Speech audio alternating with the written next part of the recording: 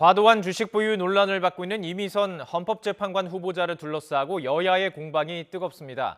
야당의 사퇴 요구가 커지고 있는 가운데 여당은 불법적인 요소는 없다며 선을 그었지만 고심이 적진 않습니다. 국회 취재기자 연결해 보겠습니다. 우철희 기자. 네, 국회입니다. 인사청문회는 끝났습니다. 이미선 후보자에 대한 야당의 공세가 거세다고요?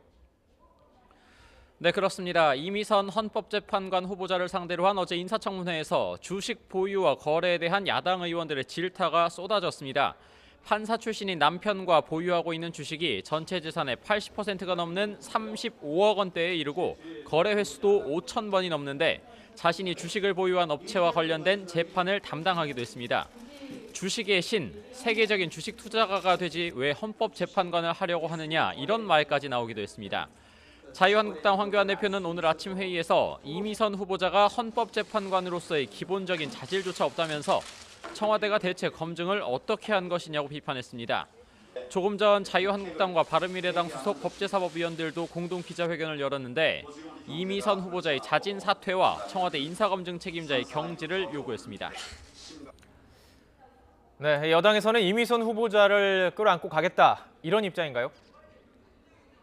네, 그렇습니다. 여당인 더불어민주당은 아침 회의에서 관련 발언을 자제하는 등 신중한 모습을 보이면서도 부적격한 인사로 보기는 어렵다 이런 입장을 내비치고 있습니다. 조정식 정책위 의장은 이미선 후보자에 대한 당의 입장을 묻는 기자들의 질문에 자신이 언급하는 건 적절치 않다며 즉답을 피했습니다.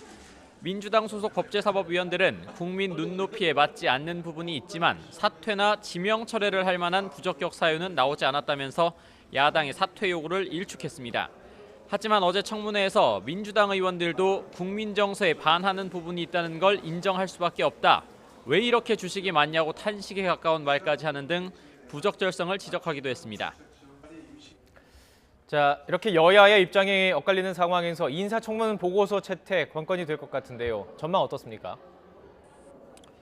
네, 이미선 헌법재판관 후보자에 대한 청문 보고서 채택 쉽지 않아 보입니다. 문영배 헌법재판관 후보자는 물론 이미선 후보자에 대한 청문회도 끝난 만큼 여야가 법제사법위원회 전체 회의를 열어서 보고서 채택 여부를 논의를 해야 하는데요. 하지만 아직 법사위 회의를 언제 열지 여야 합의조차 이루어지지 않았습니다.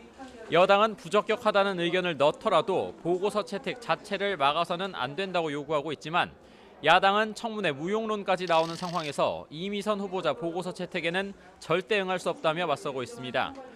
이에 따라 이미선 후보자를 둘러싼 여야의 갈등이 보고서 채택을 둘러싼 힘겨루기를 넘어서 전국 전반으로까지 번질 가능성도 있습니다. 지금까지 국회에서 YTN 우철입니다.